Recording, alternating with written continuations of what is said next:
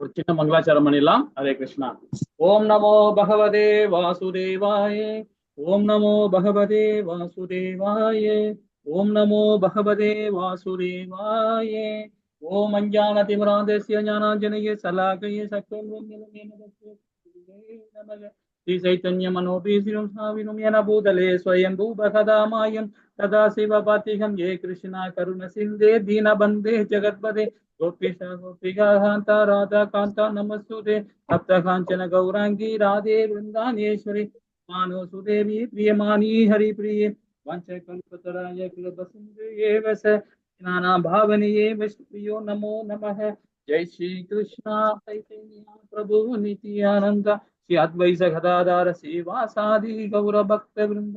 हरे कृष्णा कृष्ण कृष्णा हरे हरे हरे रामा राम राम हरे हरे हरे कृष्णा कृष्ण कृष्ण हरे हरे हरे राम राम राम हरे हरे हरे कृष्णा कृष्ण कृष्ण हरे हरे हरे राम राम राम हरे हरे। ओम तत्सत। हरे कृष्णा। எல்லாருக்கும் நமஸ்காரம். ஹரே கிருஷ்ணா. இன்னைக்கு அத்தியாயம் 44 பார்க்க போறோம். அதாவது மாய சக்தியிலிருந்து முக்தி அடைதல் அப்படின்ற ஸ்தானத்திலிருந்து நாம் இன்னைக்கு பார்க்கலாம். இந்த அத்தியாயம் ரொம்ப சிறப்பான அத்தியாயம். இது நம்ம இன்னும் பார்க்க 44ல பார்க்க போறோம். மொத்தம் 49 அத்தியாயம் தான் இந்த மாயாவுடைய புக்கோட இந்த இது உள்ளதுக்கு. இப்ப நம்ம ஒரு அத்தியாயமா நாம 7வது பாகத்துல பாக்குறோம். முதல் அதாவது ஃபர்ஸ்ட் காண்டம் 2 காண்டம் சொல்றோம் பாத்தீங்களா, அது மாதிரி முதல் காண்டத்துல 7 அத்தியாயம் பார்த்தோம். ரொம்ப அழகான அத்தியாயம் அது. நாம இந்த வாரத்திலேயே இந்த புக்கை முடிச்சிடுவோம்னு நினைக்கிறேன். பார்ப்போம், அது பகவான் கிட்ட இருக்கட்டும். அடுத்த வாரம் நாம் இந்த வாரத்துல நாளையோட இந்த புக்கை நம்ம முடிச்சிட்டோம்னா அடுத்த வாரம் பாத்தீங்கன்னா நம்ம என்ஓடி எடுக்க போறோம்.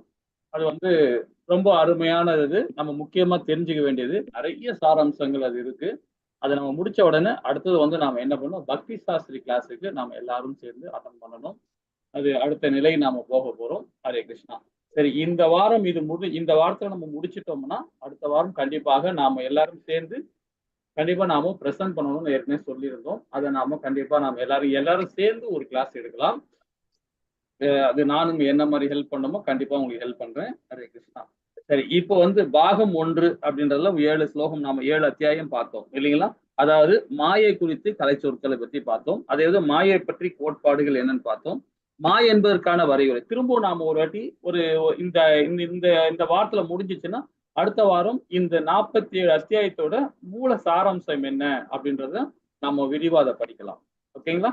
நம்ம திரும்ப ரிப்பீட் பண்ணி படிச்சா கொஞ்சம் நல்லா இருக்கும்.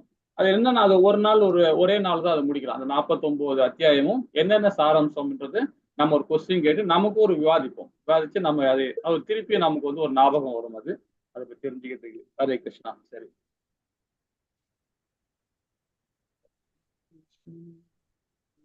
கிருஷ்ணா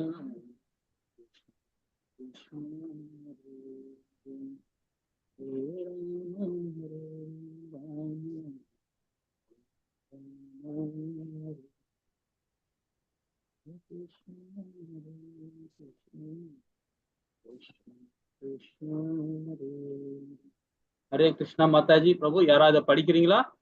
ஹரே கிருஷ்ணா. ரொம்ப அருமையா இருக்கும் இந்த அத்தியாயம். இனி பார்க்க போற அந்த இனி 49 அத்தியாயம் வரும். ரொம்ப சிறப்பா இருக்கும். ஹரே கிருஷ்ணா. ஹரே கிருஷ்ணா மாதாஜி. ஹரே கிருஷ்ணா. படிக்கட்டும் பிரபுஜி, அப்புறம் படிக்கிறேன். படிக்க யார படிக்கிற முயற்சி பண்ணுங்க மாதாஜி. சொன்னீங்க.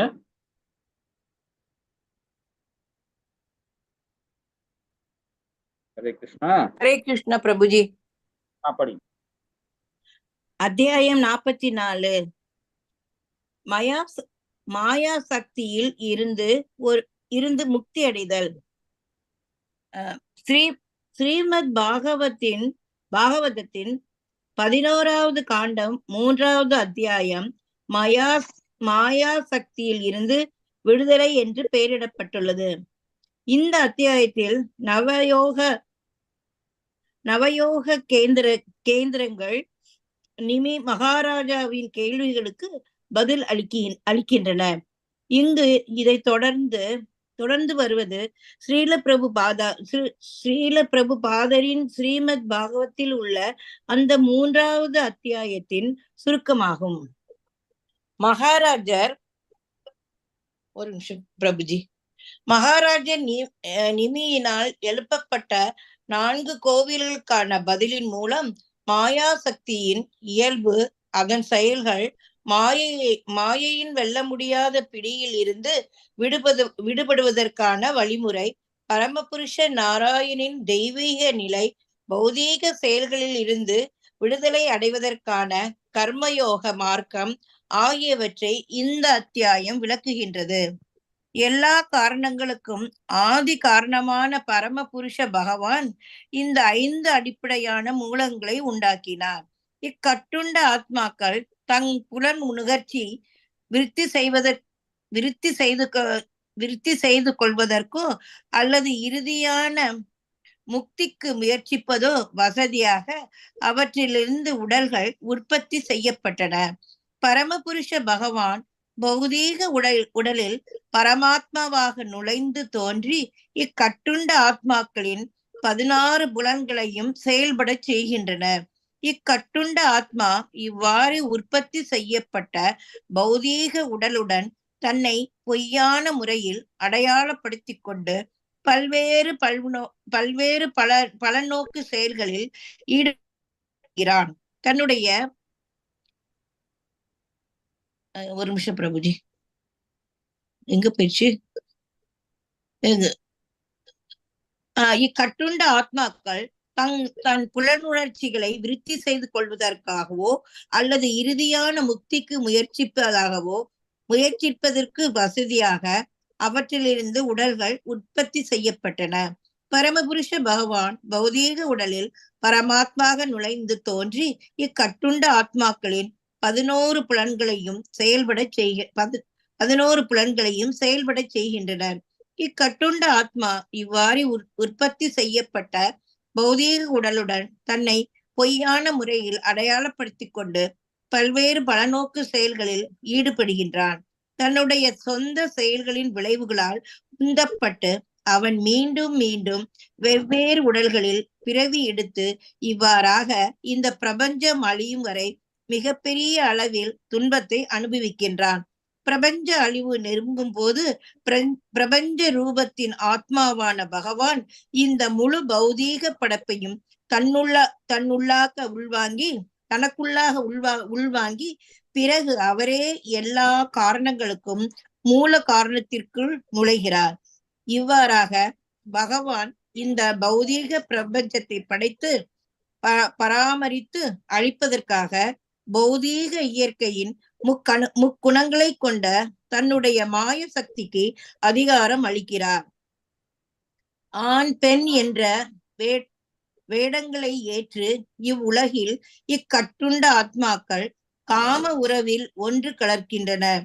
தன்னுடைய சந்தோஷமற்ற நிலையை போக்குவதற்காகவும் தன்னுடைய சந்தோஷத்தை அளவற்ற முறையில் அதிகரிப்பதற்காகவும் இந்த ஆன்மாக்கள் தொடர்ந்து பௌதீக பிரயத்தனங்கள் மேற்கொண்டாலும் தவிர்க்க முடியாத அதற்கு எதிரான பலன்களையே அவர்கள் அடைகின்றனர். ஹரே கிருஷ்ணா பிரபுஜி. ஹரே கிருஷ்ணா. இப்போ இந்த மாய சக்தியிலிருந்து முக்தி அடைதலை பத்தி ரொம்ப அழகா சொல்லப்பட்டிருக்கு. இப்போ இந்த மாய சக்தி நம்ம எல்லாரும் ஓரளவுக்கு புரிதல் வந்துச்சு நமக்கு, சரிங்களா? இப்ப 43 அத்தியாயம் படிச்சிருக்கிறோம். அது நிறைய சாராம்சத்தை நாம தெரிஞ்சுக்கிறோம். மாய சக்தின்றது பகவானுடைய வெளிப்புற சக்தி அப்படின்னு சொல்றோம், இல்லைன்னா பகரங்க சக்தின்னு சொல்றோம், மகாமாயா சக்தின்னு சொல்றோம். அது நிறைய அதுக்கு ஒரு நாமங்கள் வச்சிருக்கிறாங்க, சரிங்களா? இந்த மாய சக்தியிலிருந்து அது இருந்து முக்தி அடைதல், எப்படிப்பட்ட முக்தி அடைகிறோம் அப்படின்றது 5 சாராம்சமா சொல்றாங்க. முக்கியமானது மாய சக்தியோட இயல்பு என்ன அப்படின்னு ஒரு கொஸ்டின் நம்ம ஃபர்ஸ்ட்லயே பாருங்க. 2வது லைன்ல பாருங்க, அதாவது லாஸ்ட்ல மாய சக்தியின் இயல்பு என்ன அப்படின்னு ஒரு கொஸ்டின். அது ஒரு சாராம்சம். அது மாய சக்தியோட இயல்பு என்ன, அது நம்ம இப்ப கொஸ்டினா விவாதிப்போம் எல்லாரும் சேர்ந்து. இப்ப மாயசக்தியோட இயல்புனா என்ன அப்படின்னு நம்ம என்ன புரிதல் தெரிஞ்சிருக்கோம்? யாராவது சொல்ல முடியுமா? அஜ்ஞானம் பிரபுஜி. அஞ்ஞானம். சரி, அது அஞ்ஞானம் நம்ம புரிஞ்சு ஷார்ட்டா சொல்லிடுறோம். அதோட இயல்புனா என்னது? இப்ப அஞ்ஞானம் சொல்றது, அஞ்ஞானம்னா கொஞ்சம் விளக்கமா சொல்லுங்க மாதாஜி.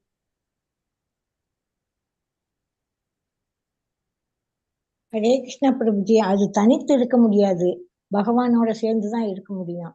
அப்படி சேர்ந்து பகவானை மறைக்கும் போது அது மறைச்சிட்டு அப்புறம் வெளியிடும் போது மூடர்கள் பகவான் பௌதிக நிலையில இப்பதான் வந்திருக்கிறது அப்படிங்கிற மாதிரி அறிவிலிகள் நினைக்கிறாங்க.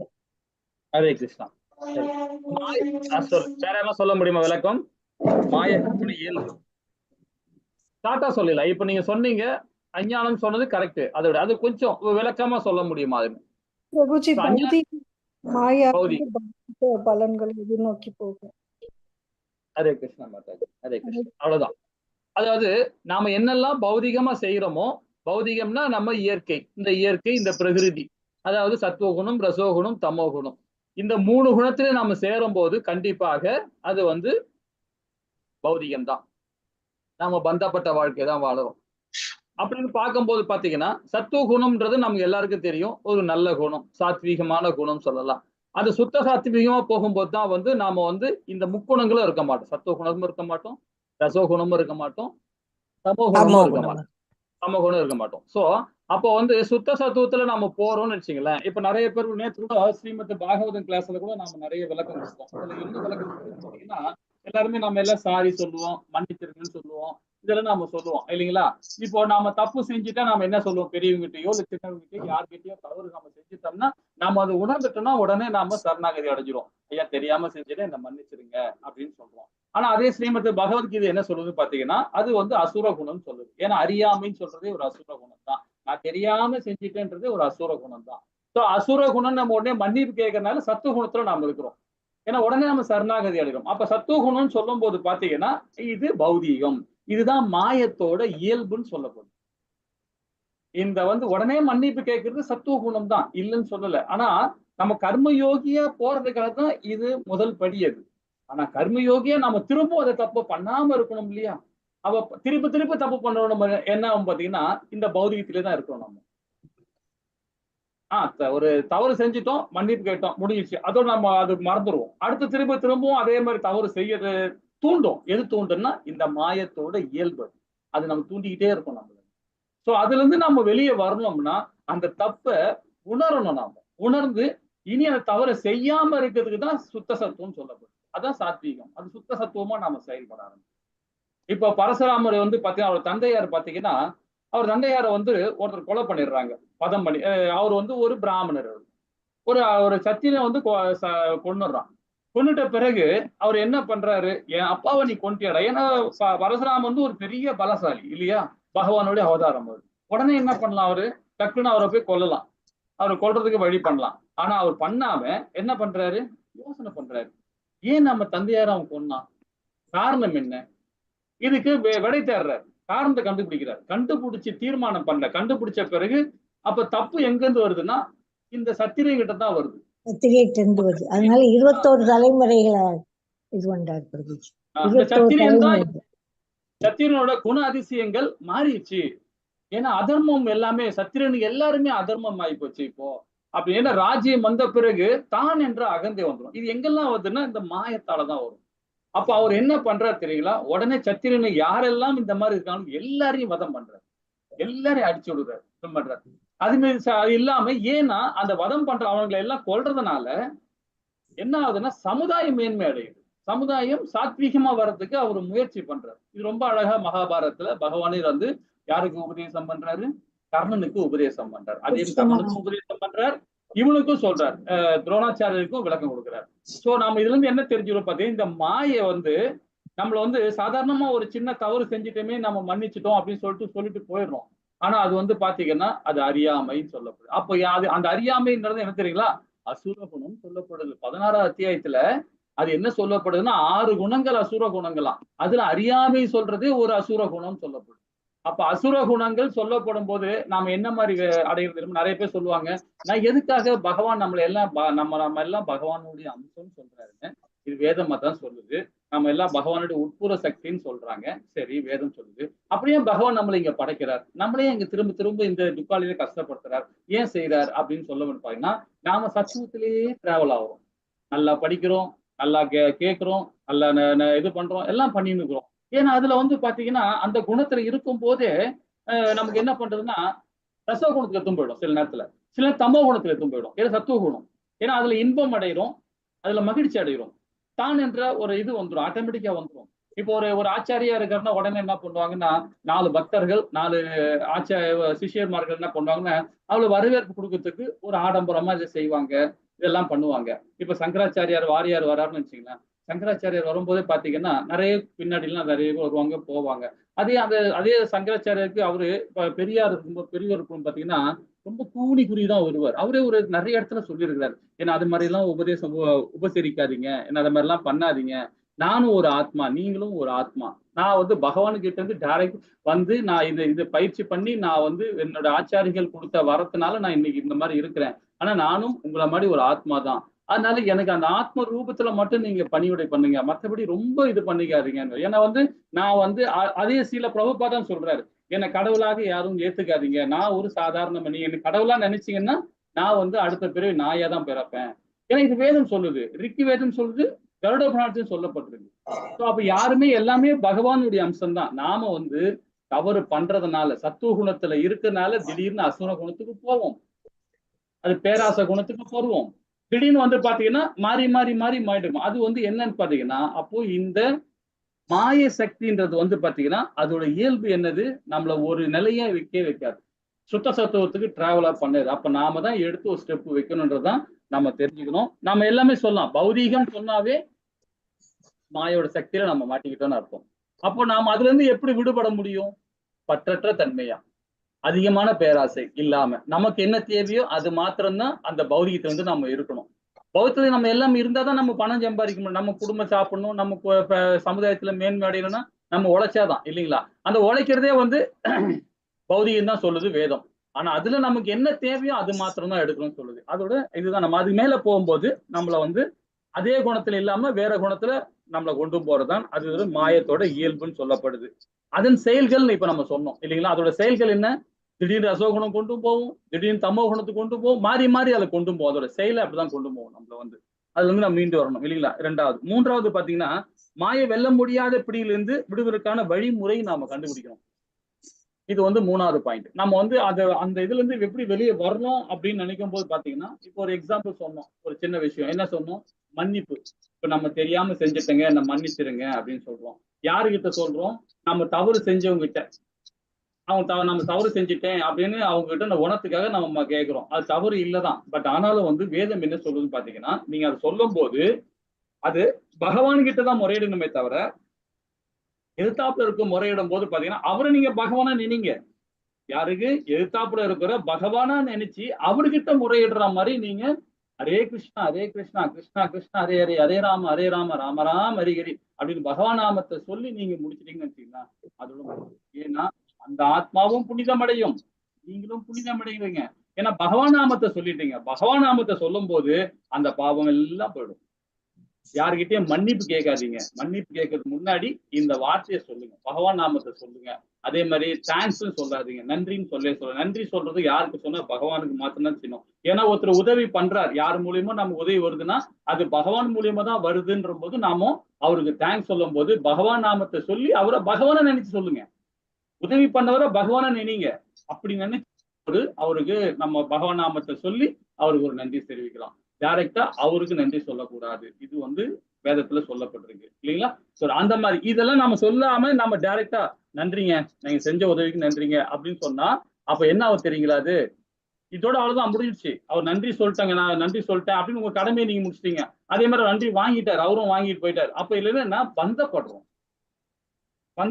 திருப்பும் உதவியை எதிர்பார்க்குதான் சொல்றது. இது அடுத்த ஸ்டெப் அதான் போகும், அந்த வார்த்தைகள் அதான் போகும். அதனால நன்றி, யாருக்கு நன்றி சொல்லணும் அவசியமே இல்லை. நன்றி சொல்லணும்னா பகவான் நாமத்தை வச்சு நன்றி சொல்லுங்க, அவருக்கு சொல்ல வைங்க.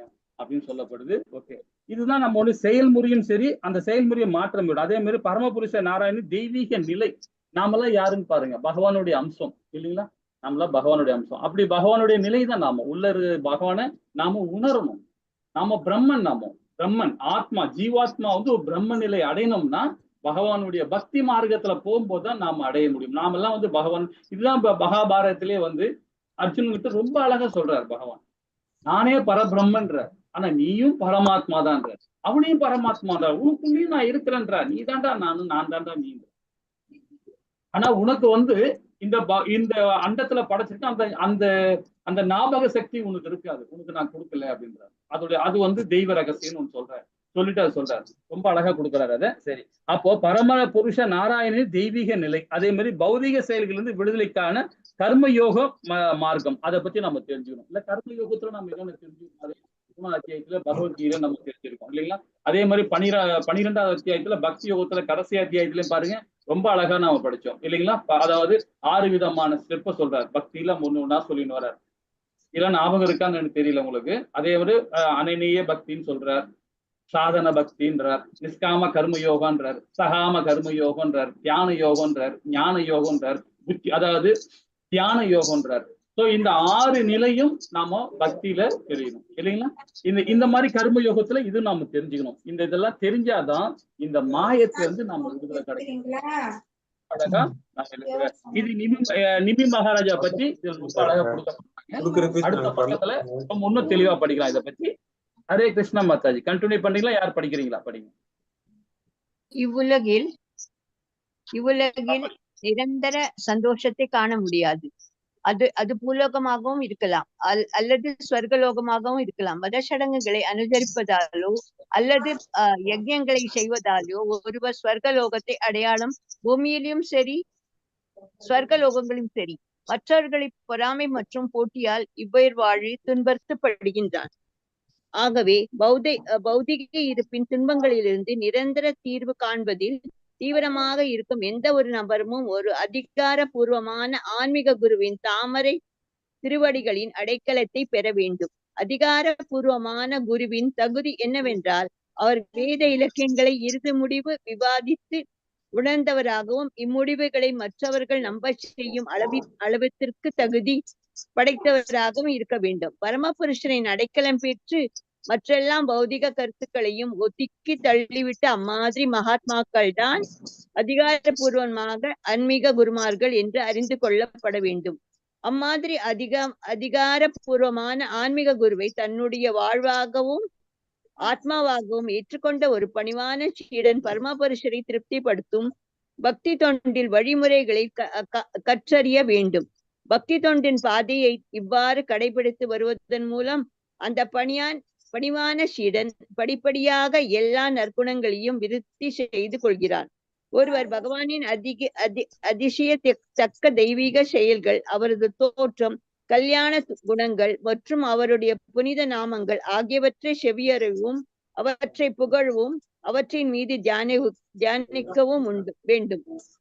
தனக்கு பிரியமான அல்லது அனுபவிக்கத்தக்க விஷயம் எதுவாக இருந்தாலும் அவர் அதை உடனடியாக பரமபுருஷருக்கு அர்ப்பணிக்க வேண்டும். ஒருவர் தனது மனைவி, குழந்தைகள், வீடு மற்றும் உயிர் மூச்சையும் கூட பரமபுருஷன் பகவானின் தாமரை திருவடங்களுக்கு அர்ப்பணம் செய்ய வேண்டும். மற்றவர்களுக்கு சேவை செய்வதுடன் அவர்களிடமிருந்து உபதேசங்களை ஒருவர் ஏற்றுக்கொள்ள வேண்டும். முக்கியமான ஒருவர் பரமபுருஷன் பகவானின் தூய பக்தர்களுக்கு சேவை செய்வதுடன் அவர்களிருந்த படிப்பினையையும் பெற வேண்டும். பக்தர்கள் சங்கத்தில் பரமபுருஷ பகவானின் புகழை பாடுவதன் மூலம் ஒருவர் திருப்தியுற்று சந்தோஷம் அடைவதுடன் பக்தர்களின் அன்பான உறவு முறையை விருத்தி செய்து கொள்ளவும் செய்கிறார். இவ்வழியாக எல்லா துன்பங்களுக்கும் காரணமாக பௌதிக புலனின்பத்தை அவர் விட்டொழிக்கின்றார். ஒரு பக்தர் பகவானுக்கான தூய அன்பு, பகவத்துரிமை என்றும் நிலையினை அடையும் பொழுது, ஹரே கிருஷ்ணா, இவ்வுலகில் அவருடைய உடலின் ரோமங்கள் குத்திட்டு நிற்கின்றன. மேலும் அவர்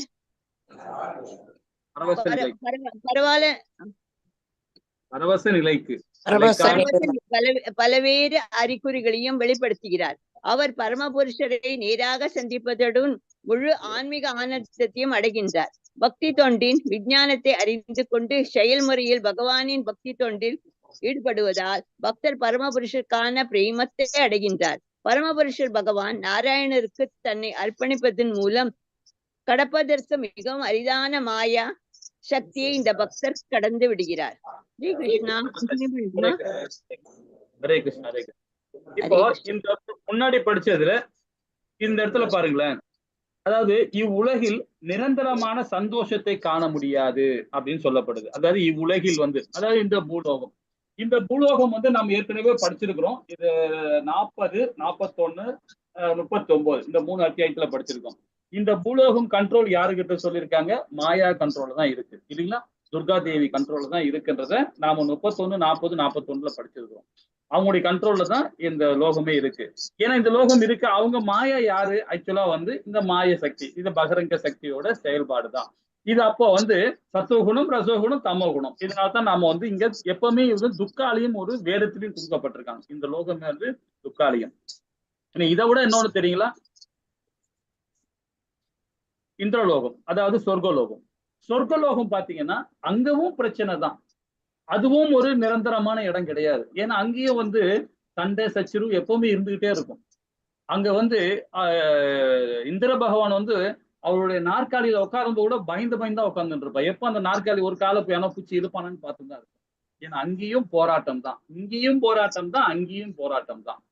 ரெண்டுமே துக்காலின்னு தான் சொல்லப்படுது. இப்ப நாம நிறைய எக்கியம் பண்றோம், நிறைய இது பண்றோம். ஏன்னா சத்துவகுணத்துல இருந்து போது எக்கியம் பண்றோம், எல்லாமே பண்றோம். அப்ப அந்த எக்கியம் பண்ணும் போது வேதம் படிக்கிறோம். இதெல்லாம் படிச்சு எங்க போகும் தெரியுங்களா? சொர்க்கலோகம் தான் போகும். பகவான் கிட்ட போக முடியாது. ஏன்னா சுத்த சத்துவத்துல இருக்கும் போதுதான் பகவான் லோகத்துக்கு போக முடியும். அப்ப நாம சத்துவத்துல இருக்கும்போது பாத்தீங்கன்னா இந்த மாயத்தோட சத்துவத்துல இருந்து நம்ம போகும்போது சொர்க்கலோகம் தான் போகும். வேற எங்கேயும் போக முடியாது. போனாலும் திரும்பவும் அங்க என்ன பண்ணுவாரு?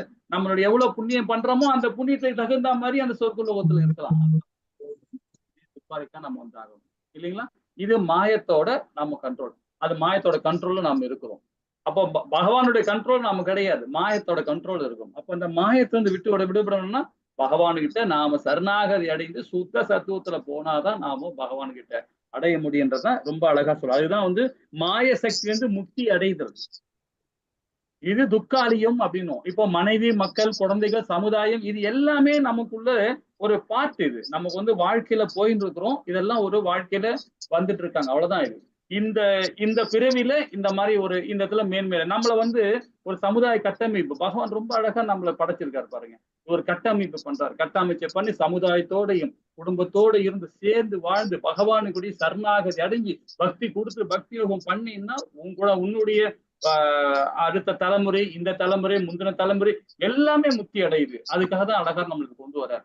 அப்போ மனைவியும் சரி, மக்களையும் சரி, எல்லாத்தையுமே பகவானுக்கிட்ட அர்ப்பணம் பண்ணணும். அவங்கள அர்ப்பணம் பண்ண வைக்கணும். இது அதுதான் நம்மளுடைய வாழ்க்கை முறையா இருக்கணும்னு சொல்லிட்டு ரொம்ப அழகா இதுல கொடுக்கப்பட்டிருக்காங்க. சரி, இப்ப இந்த இடத்துல என்ன சொல்றாரு பாருங்க. பரமபுருஷ பகவான் தான் இந்த பிரபஞ்சத்தை படைப்பு, பராமரிப்பு மற்றும் அழிவதற்கான மூல காரணம். இருப்பினும் அவருக்கான காரணம் ஒன்று எதுவுமே இல்லை. இதுதான் உண்மை. இது உருவாக்குறதும் சரி, அதை காக்குறதும் சரி, அதை அழிக்கிறதும் சரி, அது பகவானுடைய செயலாக இருந்தாலும் சரி. ஆனா அதுக்கு அவர் காரணமே இல்லை.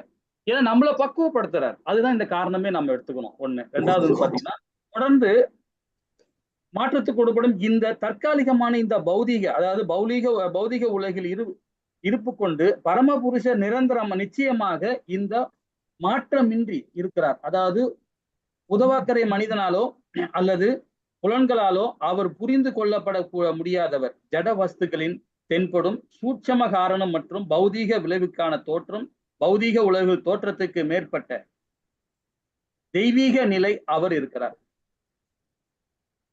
ஆதியில் ஒருவரே ஆயினும் தமது மாய சக்தி விரிவடைய செய்வதன் மூலம் அவர் பல்வேறு ரூபங்களை தோன்றுகிறார். அவர் எப்பொழுதும் பிறப்பு, வளர்ச்சி, முதுமை மற்றும் மரணம் ஆகியவற்றிலிருந்து விடுபட்டவராவார். அவர் அனைத்தும் ஜீவராசிகளின் மனோபாவங்களையும் அறிந்தவராக எங்கும் நிறைந்த சாட்சியாகவே பரமாத்மாவே இருக்கிறார். அவரே பரபிரம்மன். மேலும் அவர் நாராயணன் என்றும் அறியப்படுகிறார்.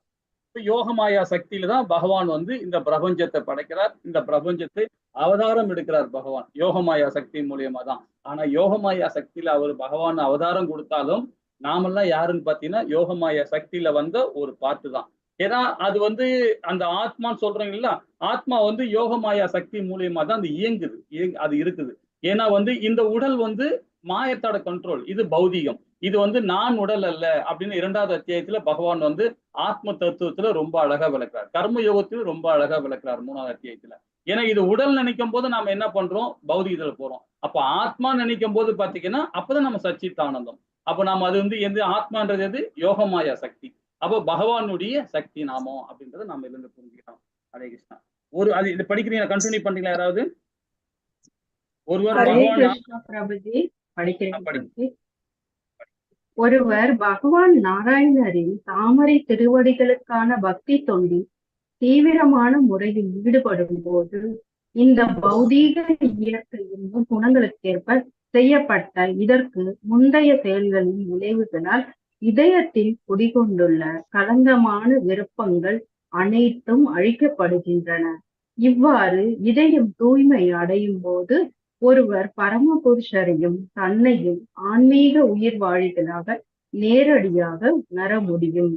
தெய்வீகமான வேத இலக்கியங்களை அதிகாரபூர்வமான வேத வல்லுநர்களிடம் இருந்து கற்பதன் மூலம் விதிக்கப்பட்ட கடமைகள், அம்மாதிரி கடமைகளை செய்யாமல் இருப்பது மற்றும் தடை செய்யப்பட்ட செயல்கள் ஆகியவற்றின் பொருளை சரியான முறையில் ஒருவரால் புரிந்து கொள்ள முடியும். இக்கடினமான விஷயத்தை ஒருவர் பௌதீக மன கற்பனைகளால் எப்போதுமே புரிந்து கொள்ள முடியாது.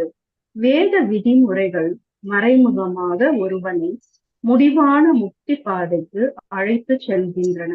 இது ஒரு தந்தை தன் குழந்தையிடம் அவன் மருந்து சாப்பிட்டால் மிட்டாய் வாங்கி தருவதாக வாக்கு கொடுப்பதை போன்றதாகும். பௌதீக புலன்களை வெற்றி கொள்ளாமல் அறியாமையில் உள்ள ஒருவன் வேத விதிமுறைகளை பின்பற்றாமல் அவன் பாவகரமான அதர்ம செயல்களில் தொடர்ந்து ஈடுபடுவது நிச்சயம். இவ்வாறாக பிறப்பு இறப்பின் தொடர்ச்சியே அவனுக்கு சன்மானமாக அமையும். மாறாக ஒருவன் வேதங்களில் சிபாரிசு செய்யப்பட்டுள்ள ஒழுங்குபடுத்தும் செயல்களை பற்றின்றி நிறைவேற்றி அம்மாதிரி செயல்களின் பலன்களை பரமபுருஷருக்கு அர்ப்பணித்தால் அவன் கர்ம பந்தத்திலிருந்து பூரணமாக விடுதலை அடைவான். வேத இலக்கியங்களில் கொடுக்கப்பட்டுள்ள பலன் கருதும் பௌதீக செயல்களில் காணப்படும் விதிமுறைகளை பின்பற்றி பகவான் ஹரியை வழிபட்டால் பொய் அகங்காரத்தின் பந்தத்திலிருந்து அவன் விரைவில் விடுபடுவான். வேத இலக்கியங்களின் விதிமுறைகளை அவனுக்கு வெளிப்படுத்தும் அவனுடைய ஆன்மீக குருவின் கருணையை ஒரு பக்தன் பெற்றுவிட்டால் தனக்கு கவர்ச்சிகரமாக தோன்றும் ஒரு ரூபத்தில் அவன் பரமபுருஷரை வழிபடுகிறான்.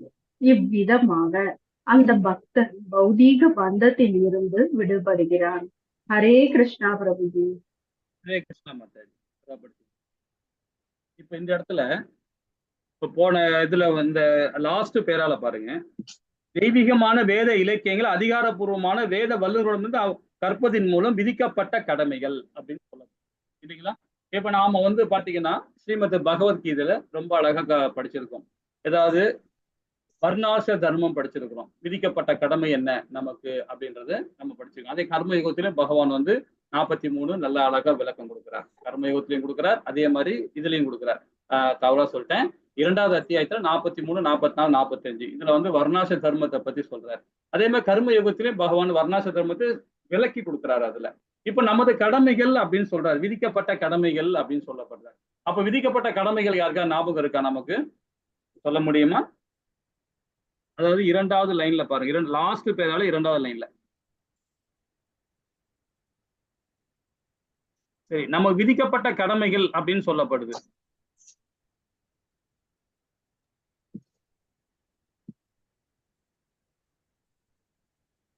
அவங்கவுங்க வர்ணங்களுக்கு ஏற்றபடி நம்ம கடமைகளை செய்யணும் பிரபுஜி. ஹரே கிருஷ்ணா மாதாஜி. ஹரிபோல் ஹரிபோல். அவங்கவுங்க கர்மத்துக்கு, அதாவது அவங்களுடைய காரியத்துக்கு தகுந்த மாதிரி. இப்ப நம்ம அதுக்குதான் வந்து விளக்கம் கேட்கிறோம். இப்போ வந்து விதிக்கப்பட்ட கடமைகள் அப்படின்னு வந்து ஷார்ட்டா சொல்லாம, இப்போ வர்ணத்துக்கு தகுந்த மாதிரி அதோட கடமைகள் இருக்கு இல்லைங்களா? அப்போ வர்ணங்கள் தீர்மானிக்கிறது யாரு? இப்ப நம்ம வர்ணங்கள் தீர்மானிக்கிறது யாரு தெரிஞ்சுக்கலாம். நாம தான் பிரபுஜி தீர்மானிக்கிறோம்.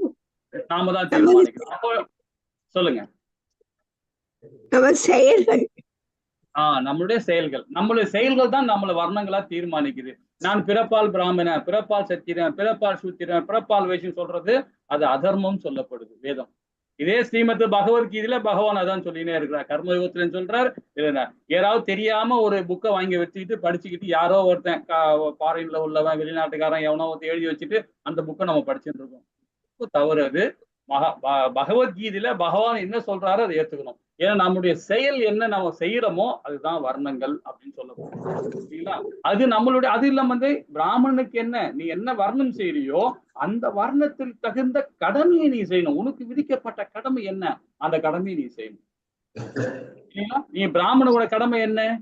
வேதங்கள் படிக்கிறது, பகவானுக்கு பாராயணம் பண்றது, அதே மாதிரி எல்லா சமுதாய மக்களுக்கும் வேதத்தை கற்றுக் கொடுக்கறது. அதுதான் பிராமணனோட குவாலிட்டியே. அவருடைய குவாலிட்டி அதுதான் இல்லைங்களா? அவருடைய இது அது ஃபுல் இது பிராமண குவாலிட்டி. அது அவருடைய கடமை. அது சத்திரனுக்கு என்ன கடமை? நாட்டு மக்களுக்கு உடைவெல்லாம் இருக்கணும். அவர் நாட்டை நல்லா காப்பாற்றணும், ஒரு கரெக்டான ரோடு போடணும், கரெக்டா ஒரு ஹாஸ்பிட்டல் கட்டி கொடுக்கணும். அதே மாதிரி பாத்தீங்கன்னா கல்வி நிலையில திறந்து விடணும், காலேஜ் திறக்கிறது, இந்த மாதிரி விஷயங்கள்ல மக்களுக்கு எந்த ஒரு சங்கடம் இல்லாம பண்ணி கொடுக்கணும். நாட்டை வந்து காப்பாத்துறது அவருடைய கடமை. அது ஒரு வைஷ்ணவனுடைய கடமை என்ன? விவசாயம் பார்க்கறது, ஒரு வியாபாரம் பார்க்கறது, கோமாதாவை பராமரிக்கிறது, அது அவருடைய கடமை. ஒரு சூத்திரோட கடமை என்ன? அவர் ஒரு தொழிலாளி, எல்லார்கிட்டையும் வேலை செய்வார், அவர் எல்லார்கிட்டையும் போவார், அவருடைய கடமை அது.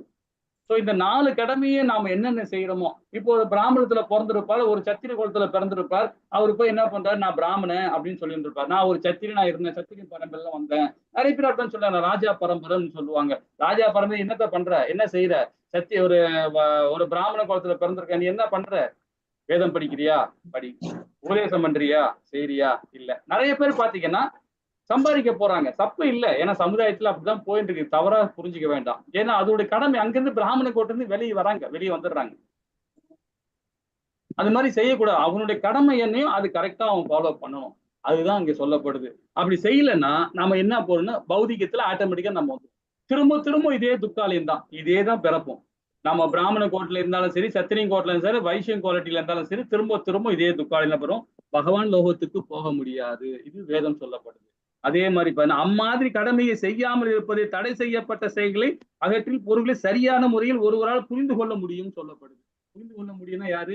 அனநிய பக்திய கர்மயோகியா செயல்பட போறவன் எப்படி அந்த கர்மியா இருக்கிறவன், காம எல்லாமே கர்மி தானே இல்லைங்களா? கர்மியா இருந்து கர்மி யோகியா செயல்படும் போதுதான் நமக்கு அது புரிய வரும். ஏன்னா தடை செய்யப்பட்ட செயல் என்பது விகர்ம பணி. விகர்மல வந்து எதுவுமே செய்யக்கூடாது. அகர்ம பணி தான் நம்ம செய்யணும். அகர்ம பணின்றது வேத சட்டங்கள் என்ன சொல்லப்பட்டதோ அந்த சாராம்சம் நம்ம வாழ்க்கையை கொண்டு போகணும்.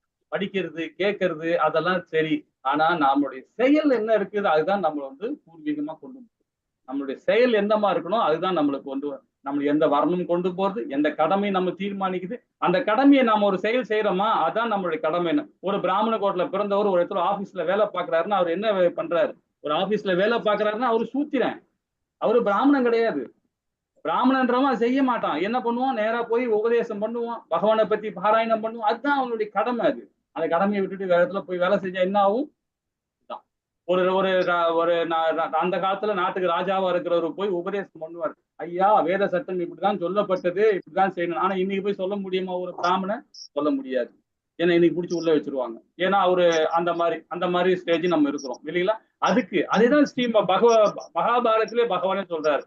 காலங்கள் மாற மாற, சமுதாயங்கள் மாற மாற, புதிய வர வந்து அதுக்கு தகுந்த மாதிரி ஒரு நிலையை ஏற்படுத்துங்க. அந்த சட்டத்தை ஏற்படுத்துங்க. சட்டத்தை ஏற்படுத்தும் போது வேத சட்டங்களை சார்ந்து ஏற்படுத்துங்க அப்படின்னு சொல்றாரு. ஆனா இப்ப பாருங்க, இப்ப நம்ம லா அண்ட் ஆர்டர் எல்லாம் நம்ம இந்தியாவில இருக்கு, அகண்ட பாரத தேசத்துல இருக்கு. அந்த அகண்ட பாரத தேசத்துல இன்னைக்கு வந்து நம்மளுடைய வேதங்கள் மூலியமா சட்டம் இருக்கா? எல்லாம் நேர்மாறா இருக்கு இல்லைங்களா? அதை நம்ம ஃபாலோ பண்ண முடியுதா? அப்ப அதர்மம் வரதானே செய்யும் இல்லைங்களா? சரி, ஓகே, ரொம்ப டீப்பா உள்ள போவேனா. சோ இந்த மாதிரி சரியான ஒழுங்குமுறையை நாம ஃபாலோ பண்ணணும். நம்ம சட்ட திட்டங்களை ஒழுக்கா ஃபாலோ பண்ணும் போதுதான் பாத்தீங்கன்னா நம்ம வந்து அந்த பௌதிகத்திலிருந்து வெளியே வரும். அந்த மாயத்திலிருந்து நம்ம விடுதலை கிடைக்கின்றதுதான் இங்க ரொம்ப நம்ம ஆச்சாரிகள் ரொம்ப அழகா விளக்கம் கொடுக்குறாங்க. ஆனா அது கடினமான செயல் தான். இப்ப இந்த இடத்துல பாருங்க, ஃபர்ஸ்ட் லைன்ல ஃபர்ஸ்ட் பேராவில் கடைசியா சொல்லப்படுது பாருங்க, வழிபாட்டால் பொய் அகங்காரத்தில் பந்தத்திலிருந்து அவன் விரைவில் விடுபடுவான் அப்படின்னு சொல்லப்படுது. அதாவது ஃபர்ஸ்ட் பேராவில் வந்து பாத்தீங்கன்னா ஃபர்ஸ்ட் இதுல வந்து லாஸ்ட் லைன் பொய் அகங்காரம் அப்படின்னு சொல்லப்படுது. பந்தத்திலிருந்து அவன் விரைவில் விடுபடுகிறான் அப்படின்னு சொல்லப்படுது. அகங்காரம் நம்ம என்ன சொல்லுவோம், பொய் அகங்காரம்னா என்ன அப்படின்றது விளக்கம் கொடுக்க முடியுமா? அகங்காரம், அது அகங்காரம் பொய் அகங்காரம் அப்படின்னு சொல்லப்படுது. அகங்காரம் எதுல வரும், பொய் அகங்காரம் எதுல வரும்? பிரபுஜி அகங்காரம் சத்துவம் பிரபுஜி, பொய் அகங்காரம் ரஜஸ் தமஸ். ஓகே, ஹரே கிருஷ்ணா மாதாஜி, ரொம்ப அழகா சொன்னீங்க மாதாஜி.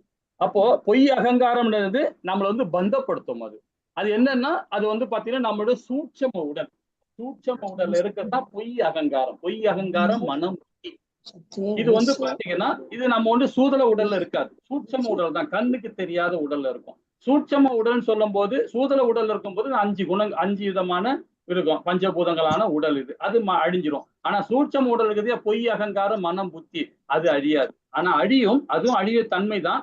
ஆனா அது அழியாது. காரணம் என்னன்னு பாத்தீங்கன்னா நாம செயலால தான். நாம என்ன செய்யறோமோ அதுக்கேற்ற மாதிரி. நாம பகவானுடைய பக்தி மார்க்கத்தில் இருக்கும்போது, பகவானுடைய உணர்வோடு செயல்படும் போது, சுத்த சத்துவத்துல போகும்போது அந்த உடலோட சேர்ந்து அதுவும் அழிஞ்சிடும், சூட்சம உடலும் அழிஞ்சிடும். அப்ப சூட்சம உடல் அழிஞ்சிச்சுன்னா என்ன ஆகும் தெரியுங்களா? அந்த ஆத்மா மட்டும்தான் இருக்கும். அந்த ஆத்மா எங்க போகும்? பகவான் கிட்ட போகும். இல்ல நாம சூதல உடல் மட்டும் அழிஞ்சிருச்சு, அது ஆட்டோமேட்டிக்கா அழிஞ்சிடும். ஆனா சூட்சம உடல் அழியலைன்னா, அந்த பொய் அகங்காரம் மனம் புத்தி அழியலைன்னா அடுத்த உடல் கண்டிப்பா நமக்கு பிக்சடு. அப்ப நாம பாவகரமான காரியம் செஞ்சிருக்கோம், புண்ணிய காரியமான காரியம் செஞ்சிருக்கிறோம். ரெண்டுமே செஞ்சதுனால நமக்கு கண்டிப்பா ஒரு உடல் கிடைக்கும். அந்த உடல் கிடைச்சா கூட மானாவோ நாயாவோ பூனியாவோ எறும்பாவோ ஏனியாவோ ஏதோ ஒரு உடல், மனுஷனாவோ ஏதோ ஒரு உடல் கிடைக்கும். ஆனா இந்த பிறவில நாம என்னெல்லாம் பொய் அகங்காரம் இருந்ததோ, என்ன மனம் இருந்ததோ, என்ன புத்தி இருந்ததோ அது அப்படியே அங்க இருக்கும். அந்த சூட்சம உடல் அழிக்காம போறதுனால அங்க போய் உட்காந்துக்கும். அப்போ நம்ம மானா போனாலும் சரி, பூனையா போனாலும் சரி, என்னமா இருந்தாலும் சரி, அந்த தன்மை இருக்கும். ஆனால் அந்த உடல் கிடைச்சதுனால அந்த உடலோட உள்ள தன்மை அது வந்து நம்ம மறைக்க ஆரம்பிக்கும்.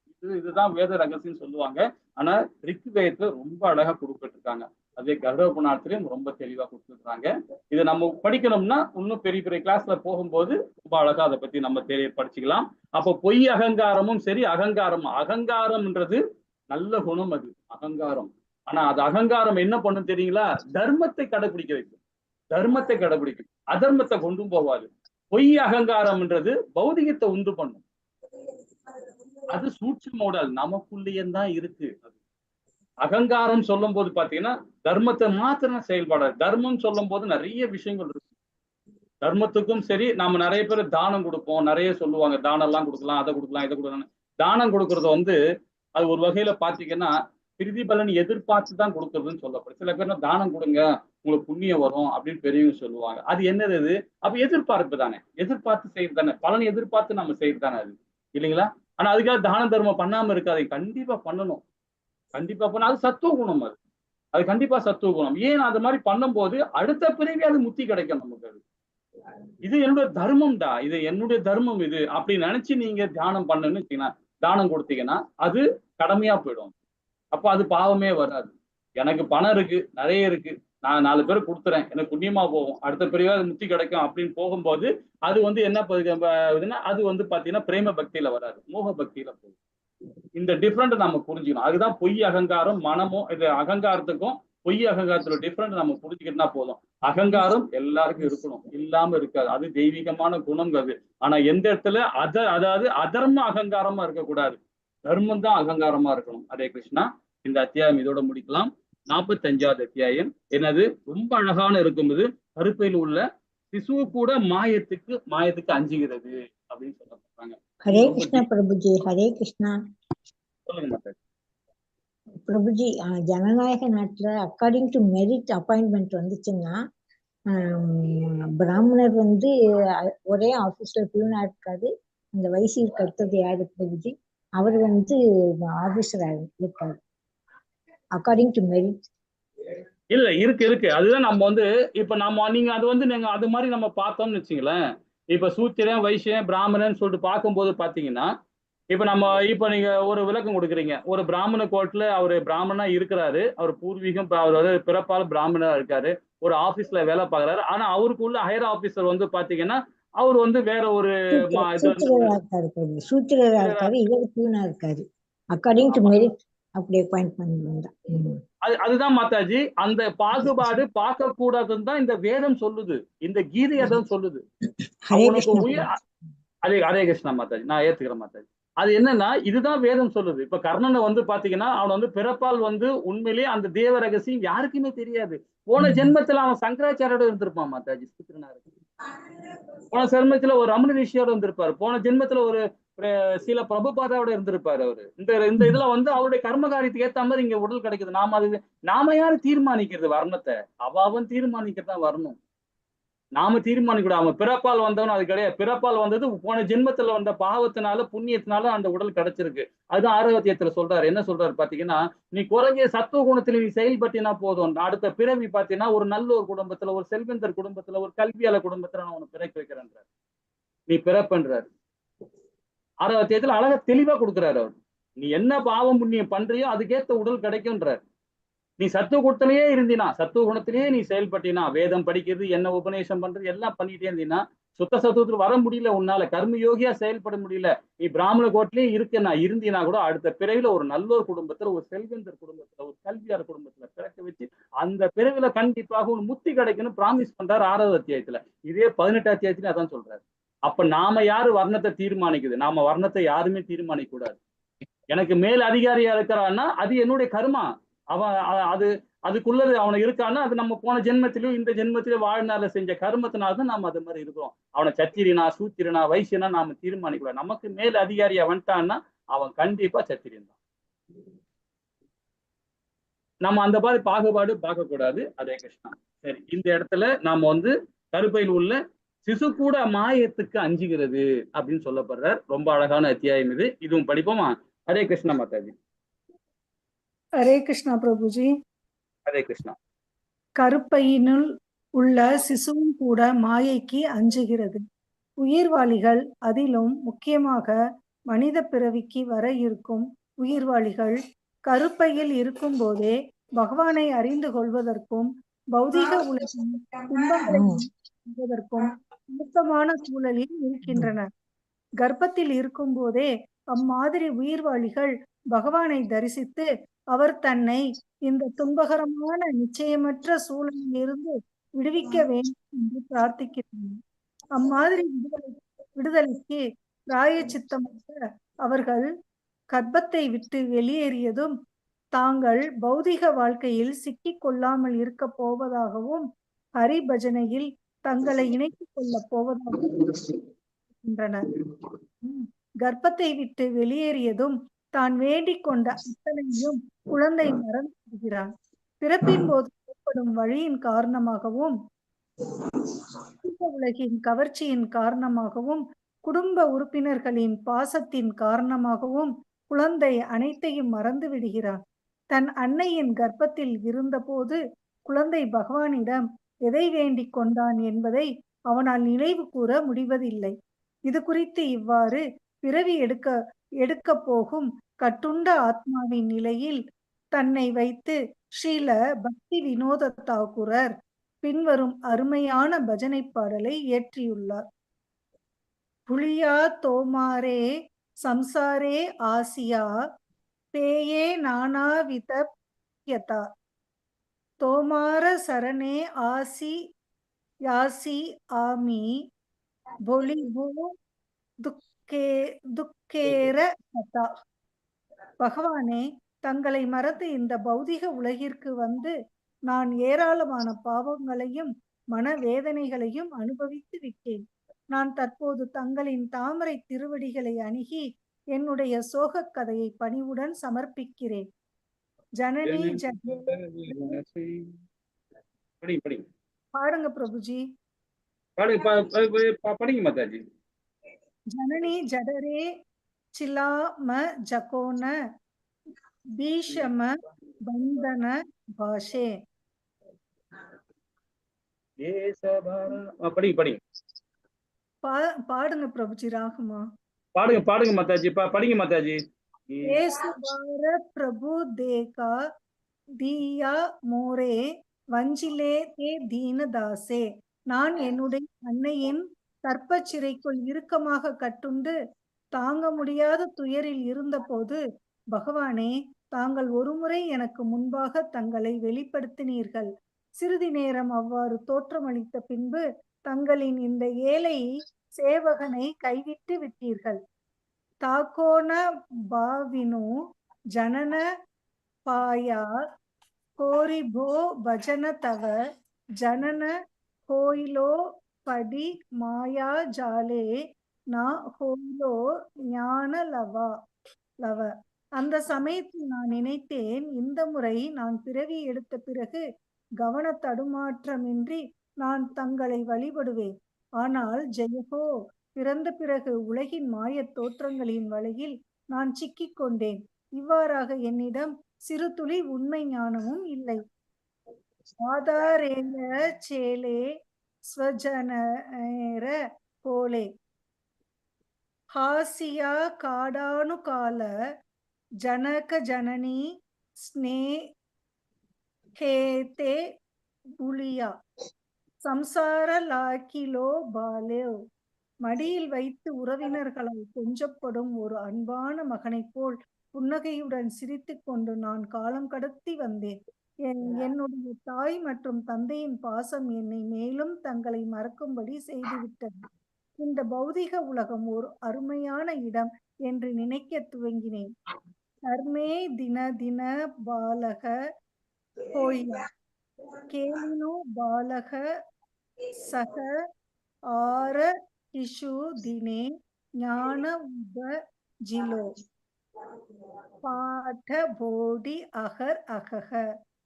நாளாக நாளாக நான் ஒரு இளைஞனாக வளர்ந்தேன். மற்ற பிள்ளைகளுடன் விளையாடத் துவங்கினேன். விரைவில் எனக்கு புரிந்துணரும் சக்தி வெளிப்பட்டது. அதனால் நான் என் பள்ளி பாடங்களை ஊக்கத்துடன் தினமும் படித்து வந்தேன். வித்யார கௌரவே பிரம்மி தேசே தேசே தன உபர்ஜன கோரி ஸ்வஜன பாலன கோரி ஏசு மனே புலினு தோமாரே ஹரி. கல்வியில் என் சாதனையை பற்றி பெருமையடைந்து பிற்காலத்தில் நான் ஊர் ஊராக பயணம் செய்து அதிகமான செல்வத்தை திரட்டினேன். அதன் மூலம் நான் முழு கவனத்துடன் என் குடும்பத்தை பராமரித்து வந்தேன். அதனால் பகவான் ஹரியே, நான் தங்களை மறந்துவிட்டேன். பார்த்தகே ஏகோன பகதி வினோத காந்தியா காதர அதி நா பஜியா தோரே தின பிருதா கோலோ ஏகோன் ஹி ஹபே கதி. இந்த வயதான காலத்தில் மரணம் நெருங்குவதால் மிக்க வருத்தத்துடன் அழுகின்றேன். பகவானே, நான் தங்களை வழிபட தவறிவிட்டேன். அதற்கு பதிலாக என் நாட்களை வீணாக கழித்து விட்டேன். இப்போது என் விதி என்னவாக இருக்கும்? இந்த பஜனை பாடலில் இக்குழந்தை கர்ப்பத்தில் இருந்து வெளியேற பிரார்த்தனை செய்கிறது. அதற்கு கைமாறாக தான் வெளியே வந்ததும் பகவானை வழிபடுவதாக உறுதி கூறுகிறது. சுகதேவ கோஸ்வாமியின் விஷயத்தில் இது வேறு மாதிரி இருந்தது. தன்னுடைய அன்னையின் கர்ப்பத்தில் இருந்தபோது சுகதேவ கோஸ்வாமி தான் பிறந்து வெளியே வந்தவுடன் மாயையில் வீழ்ந்து விடுவோம் என்று அஞ்சி அவர் அங்கிருந்து வெளியேற விரும்பவில்லை.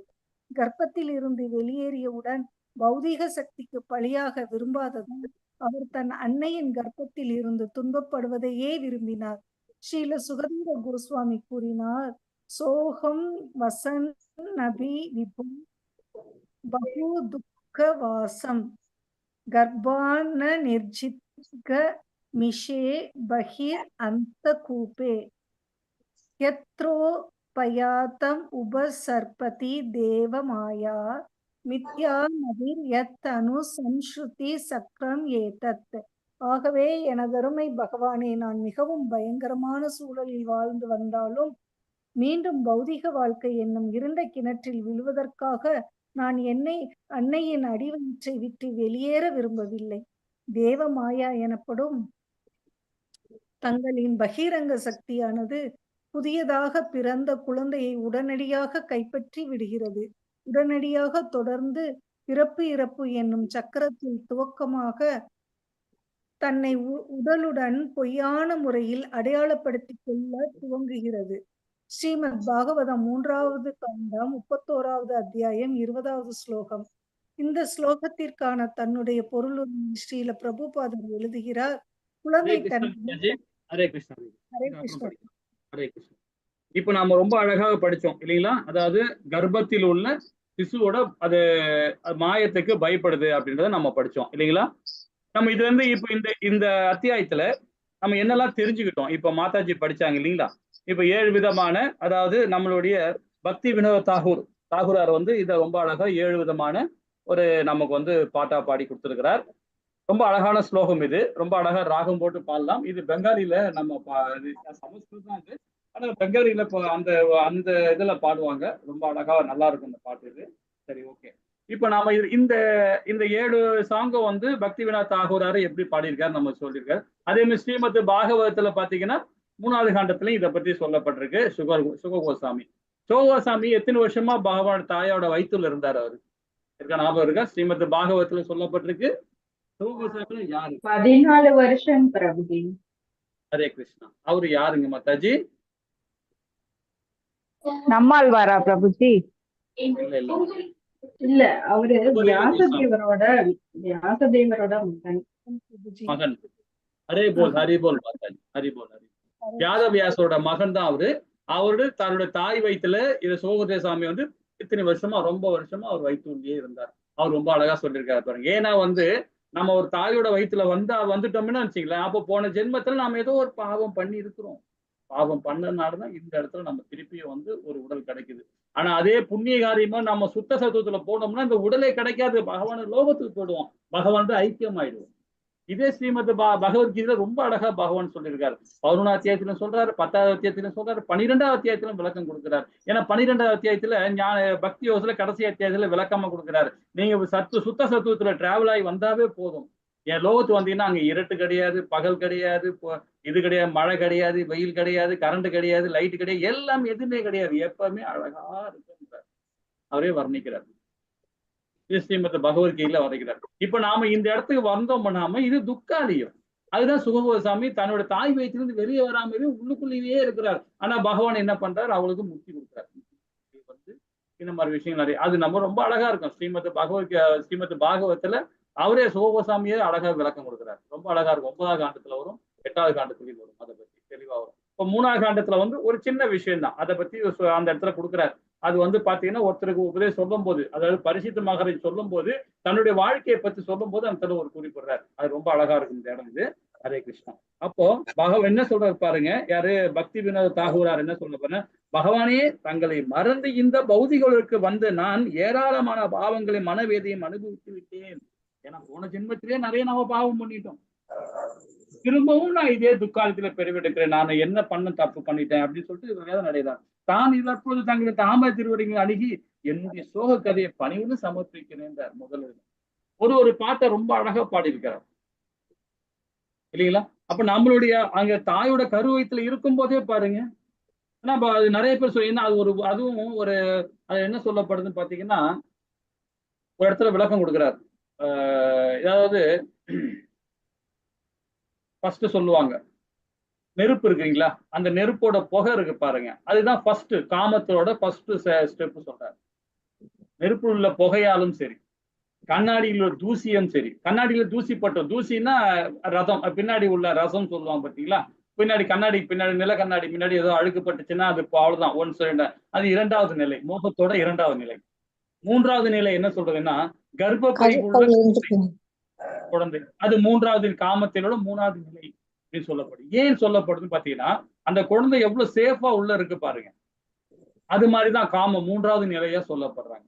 அப்போ அந்த குழந்தை வயிற்றுள்ள இருக்கும் போது நாம என்ன சாப்பிடுறது, குழந்தை என்ன சாப்பிடுறது, என்ன ஆகாரம் கொடுக்குறது, வயிற்றுள்ள போறது, திரும்பவும் அந்த எல்லாமே அதுக்குள்ளேயே சுத்தி நடக்கும்.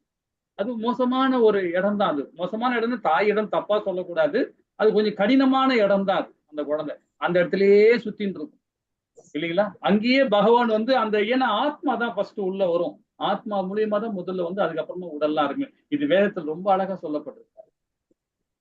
ஏன்னா ஆத்மா இருக்கும்போது பகவான் கிட்ட பேசும். உடல் வர ஆரம்பிச்ச பிறகு அந்த மறதி கொஞ்சம் கொஞ்சமா கொடுக்க ஆரம்பிக்கும். இப்ப குழந்தை வெளியே வந்த பிறகு பாத்தீங்கன்னா சுத்தமா மறந்துடும். எல்லாமே மறந்துடும். இதுக்கு ஒரு சின்ன ஒரு ஸ்டோரி கூட சொல்லலாம் பாருங்களேன். என்ன ஸ்டோரி பாத்தீங்கன்னா நம்ம அடிக்கடி சொல்றதுதான் இது. அர்ஜுனும் ஒரு பக்கத்துல உட்காந்து அழுதுனே இருக்கிறான். ஓன்னு அழுதுனுக்கிறான். எல்லாம் சிறப்பா எல்லாம் வாரெல்லாம் முடிஞ்சு போச்சு. வாரெல்லாம் முடிஞ்சு அவரு இவரும் போய் யுதிஷ்டிர மகாராஜாவும் சக்கரவர்த்தி ஆயிட்டு நல்ல சிறப்பா ஆட்சி நடந்துருக்குது. ஆனா அழுது கிடக்குறான் அர்ஜுனன். உடனே பகவான் வர்றார். ஏன்டா அழுதுன்னு இருக்க? என்னடா பிரச்சனை உனக்கு? எல்லாமே உங்க அண்ணன் தான் நல்லா சிறப்பா ஆட்சி ஆடுறாங்க. உன்ன என்ன உனக்கு பிரச்சனை அப்படின்னு. என் பையன் இல்லையே, அபிமன்யு இல்லையே அபிமன்யுவை அப்படின்னு பார்க்கணும். அபிமன்யு இல்லையேன்னு அழறான். ஏடா அபிமன்யு இல்லைன்னா அவன் தான் ஒரு ஆத்மா உடலை விட்டு போன பிறகு நான் இதை போய் பகவான் கிட்ட போய் சேர்ந்துச்சு, இருநடி போய் சேர்ந்துச்சுன்னு உனக்கு சொல்லியிருக்கேன், உபதேசம் பண்ணியிருக்கிறேன், எல்லா வேத தத்துவத்தையும் கொடுத்துருக்கேன், கர்ம யோகத்தை கொடுத்தேன், ஞான யோகத்தை கொடுத்தேன், பக்தி யோகத்தை கொடுத்தேன், ராஜ யோகத்தை கொடுத்தேன், சாங்கிய தத்துவத்தை கொடுத்தேன், எல்லா தத்துவத்தையும் சொல்லி திரும்பவும் ஏன்டா அழுறேன், ஏன்டா இந்த மாதிரி பண்றேன்னு கேட்கிறேன்.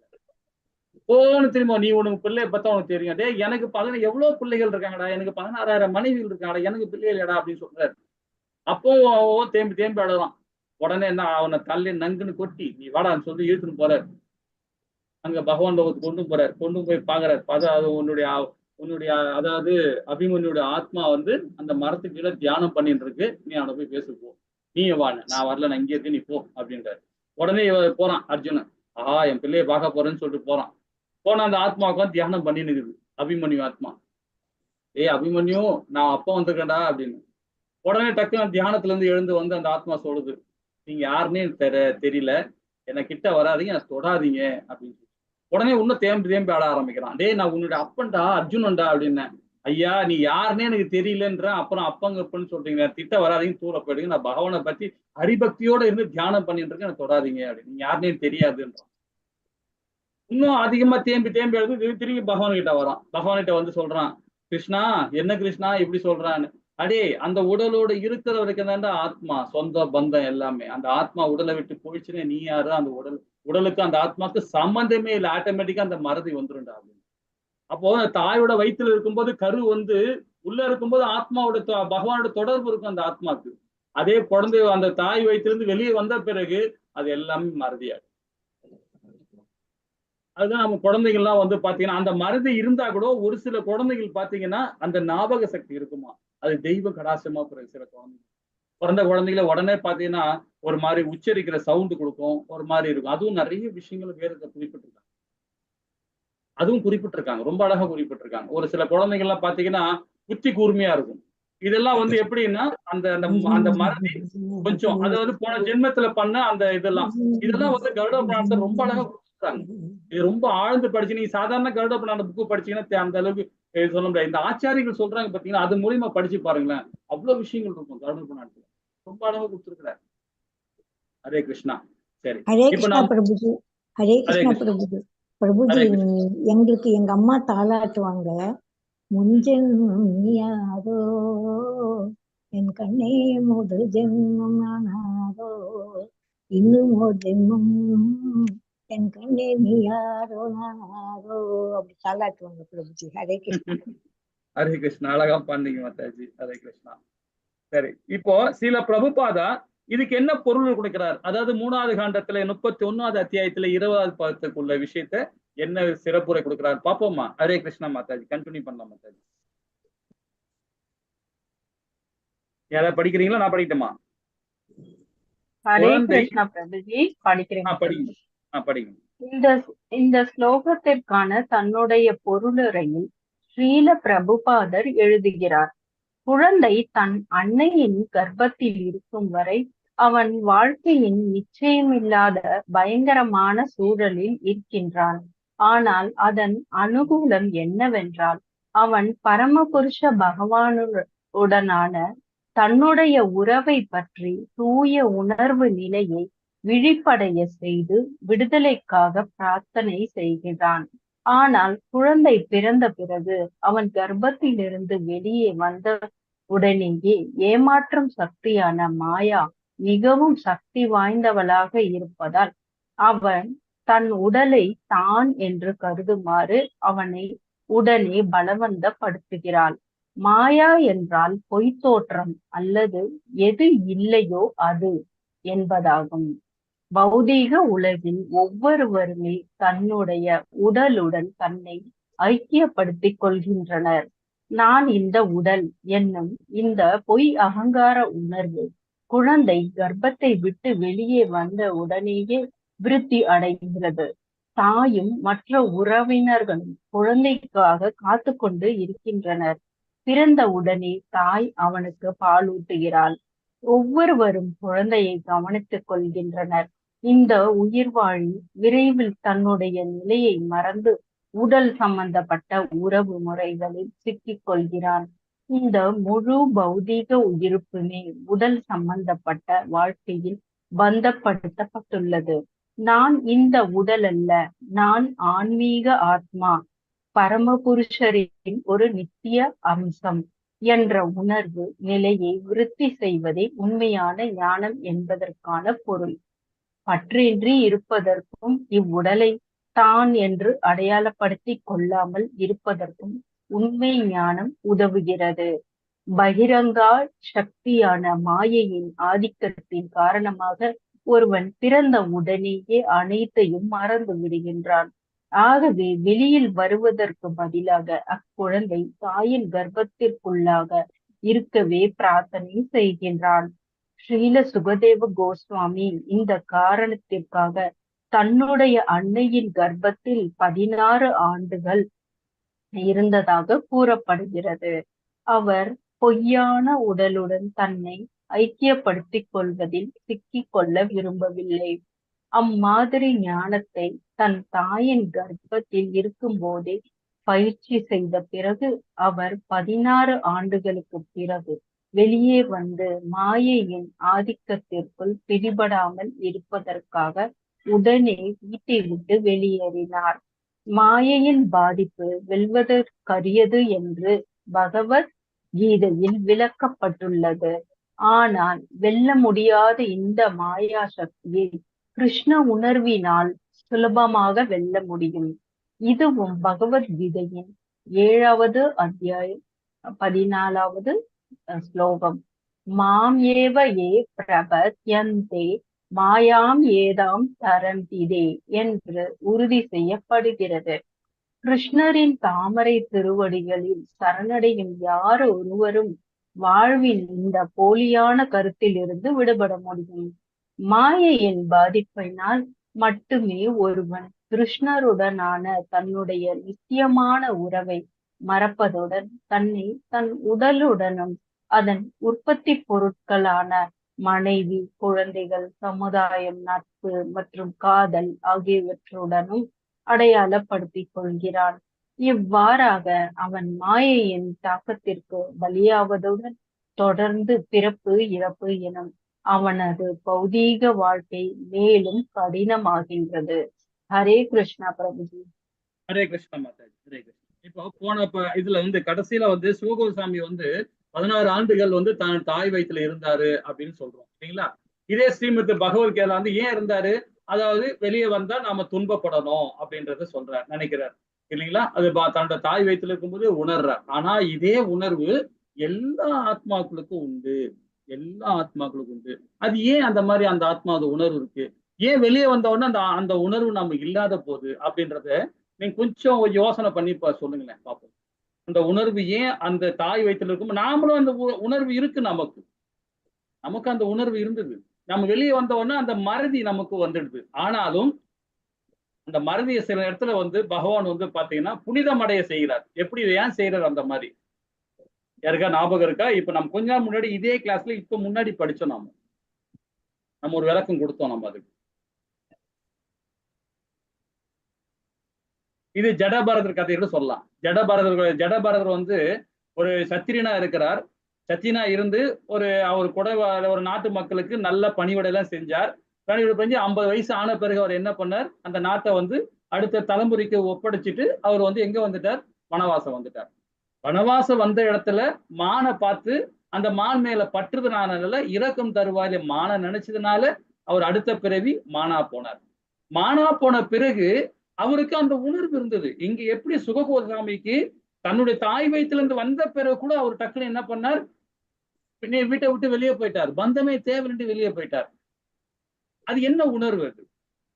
ஆனா அந்த மானோட இருக்கும்போது ஜடபரதருக்கு அந்த உணர்வு போன ஜென்மத்துல நாம என்ன பாவம் பண்ணுமோ இந்த இந்த மானா பிறந்துட்டோமே அந்த உணர்வு. அதுக்கப்புறமா அந்த உணர்வோட அந்த மானோட இருந்தாலும் பயபக்தியோட, இத்தனைக்கும் அது ஒரு மானுன்றது ஒரு விலங்கு அது. ஆனா வந்து பாத்தீங்கன்னா அந்த உணர்வு இருந்தது பாத்தீங்களா, அந்த உணர்வு தான் என்னது நம்ம கேட்கிறேன். ஏன்னா வந்து பாத்தீங்கன்னா இது நம்ம புரிஞ்சுக்கணும், தெரிஞ்சுக்கதான் கேட்கிறேன். இது ஒரு உடல், இன்னும் விளக்கமா சொல்ல போனா இது ஒரு உடல். பிரபுஜி பந்தப்படுறது தானேங்க பிரபுஜி வருது இங்க. பந்தப்படுறதுதான் மாதாஜி. அதாவது இப்போ சுககோசாமி தன்னுடைய தாய் வயிற்றுல இருக்கும் போது பகவான் கிட்ட பேசுற, அவர் மாத்திரம் இல்ல, எல்லா ஆத்மாக்களும் பேசும், பகவான் கிட்ட உறவு வச்சிருக்கும் இல்லைங்களா. அந்த ஆத்மா வெளியே வரும்போது தான், தாய் விட்டு வெளியே வரும்போது தான் அந்த மறதி பகவான் கொடுக்குறார். ஆனா அந்த உடலோட இருக்கும் போது ஆத்மா பேசுதுன்னு சொல்லப்படுதுங்களா. அப்ப அந்த ஆத்மா கூட இன்னொன்னு இருக்கு, இன்னொரு உடல் இருக்கு. அந்த உடல் என்ன உடல்? ஸ்ரீமத் பகவத்கீதை 2வது அத்தியாயத்துல படிச்சிருக்கோம், 3வது அத்தியாயத்துல கர்மயோகத்தையும் படிச்சிருக்கோம். சூட்சம உடல், சூட்சும உடல். பொய் அகங்காரம் மனம் புத்தி அது அழியலையே. ஏன்னா நீங்க பாவம் புண்ணியம் செஞ்சனால்தான் திருப்பி நம்ம உடல் கிடைக்குது. புண்ணியமே பண்ணனா அந்த உடல் கிடைக்காது. அப்ப நம்ம வெறும் ஆத்மா மட்டும் தானே போகுது. அப்ப ஆத்மா அடுத்த உடல் தேடி போகுதுன்னா அந்த சூட்சம உடல் கூடவே இருக்கும். அந்த மனம் புத்தி அகங்காரம் இருக்கும், பொய் அகங்காரம் மனம் புத்தி இருக்கும். அதுதான் நம்மள வந்து அந்த குழந்தையோடு இருக்கும் போது, நாம் அந்த தாய் வயிற்றுல இருக்கும்போது அந்த மனம் புத்தி அகங்காரம் அங்க இருந்துகிட்டே அந்த உணர்வு கொடுக்கும். அந்த தாயை விட்டு வெளியே வரும்போது அது மறதியை கொடுக்க ஆரம்பிச்சிடும். ஆனாலும் நம்ம போன ஜென்மத்துல புண்ணியம் பண்ணியிருக்கோம், நிறைய புண்ணியம் பண்ணியிருக்கோம், ஒரு இடத்துல பாவம் பண்ணியிருக்கோம். அதனால ஒரு நல்ல குடும்பத்துல பிறக்கிறார். பிறந்தது மாத்திரம் இல்லாம போன ஜென்மத்துல பண்ண புண்ணியத்தினால அந்த ஞாபக மறதியை கொஞ்சம் கொடுக்கிறார். அதை கொஞ்சம் தான் கொடுப்பாரு. ஏன்னா வந்து ஜடபரதர் பாத்தீங்கன்னா தன்னோட மானோட வந்தாலும் போன ஜென்மத்துல என்ன நடந்தது அவருக்கு அதை ஞாபகப்படுத்துறாரு. ஞாபகப்படுத்துறது இல்லாம அந்த மானோட உடலோட இருக்கும் போது, அது அனிமல் விலங்கு உருவத்தை இருந்தாலும் அவருக்கு அந்த சூட்சம உடல் போன ஜென்மத்துல, அது முந்தின ஜென்மத்தினுடைய ஞாபக சக்தியை கொடுக்குறாரு. கொடுத்தது மாத்திரம் இல்லாம அடுத்த பிறகு ஒரு நல்ல ஒரு குடும்பத்துல பிறக்கிறார், ஒரு கல்வியாளர் குடும்பத்துல பிறக்கிறார், ஒரு பிராமண கோயில பிறக்கிறார். பிறந்தது மாத்திரம் இல்லாம அந்த பிறவியில முக்தி அடைகிறார். ஒரு ராஜாக்கே வந்து அறிவுரை கொடுக்கிறார். ஒரு எறும்பை கூட கொல்லக்கூடாதுன்னு நினைக்கிறார், ஒரு பூச்சை கூட கொல்லக்கூடாதுன்னு நினைக்கிறார். அது சுத்த சத்தத்துல டிராவல் ஆகுறார். இதுதான் அந்த சூட்சம உடல். இதுதான் சுககோசாமிக்கும் வந்து, இதுதான் எல்லா ஆத்மாக்கும் உண்டு. அப்ப நாம செய்யற குணங்கள், நம்ம செய்யற செயல்கள் எல்லாமே வந்து பாத்தீங்கன்னா சூட்சம உடலோட நம்ம அது அழியாது. சூட்சம உடல் அழியாது. ஆனா அழிக்கிற தன்மை நம்ம கிட்டதான் இருக்கு. அது பகவான் கிட்டயோ அப்பா அம்மா கிட்டயோ அண்ணன் தம்பி கிட்டயோ யாருகிட்டையும் கிடையாது. பகவானே சொல்றார் 18 அத்தியாயத்துல, கிருஷ்ணா அர்ஜுனா எல்லா வேதங்களையும் கொடுத்துட்டேன், எல்லாத்தையும் கொடுத்துட்டேன், நீ போர் பண்றதோ போர் பண்ணாதோ உண்மை, அதை நான் தலையிட முடியாது அப்படின்றார். பகவானே சொல்றார் 18 அத்தியாயத்துல 63வது பாதத்துல சொல்றாரு. இது உன்னுடைய சாய்ஸ், நீ பண்ணிக்கோ அப்படின்றார். நீதான் தீர்மானிக்கிறன்றார். அது மாதிரி இதை தீர்மானிக்கிறது நம்ம கிட்டதான் இருக்கு. இந்த சூட்சம உடலை அழிக்கிறது நம்ம கிட்டதான் இருக்கு, பகவான் கிட்ட கிடையாது. ஆனா பகவான் உணர்வோட இருந்தீங்கன்னா அது அழிஞ்சிடும். பகவான் உணர்வோ இல்ல பௌதிகத்துல மாயத்துல போகும்போது மாயத்தை நம்மளை புச்சி இழுக்கதான் செய்யும். அது வந்து நம்ம மீண்டு வரணும். ஹரே கிருஷ்ணா. இதோட இந்த அத்தியாயத்தை முடிப்போம். நாளைக்கு 46ஆவதையும் காம இச்சையும் வெவ்வேறு வகையான மாய, அதை பத்தி நாம நாளைக்கு படிக்கலாம். ஹரே கிருஷ்ணா. வாஞ்ச கல்பத்தராய கிருபசிந்தே பதினாறாம் பாவனிய வைஷ்ணவியோ நமோ நமக. ஸ்ரீ கிருஷ்ணா சைத்தன்யா பிரபு நித்யானந்த ஸ்ரீ அதுவைச கதாதார ஸ்ரீவாசாதி கௌரபக்த விருந்திக்கு. ஹரே கிருஷ்ணா கிருஷ்ண கிருஷ்ண ஹரே ஹரே, ஹரே ராம ராம ராம ஹரே ஹரே.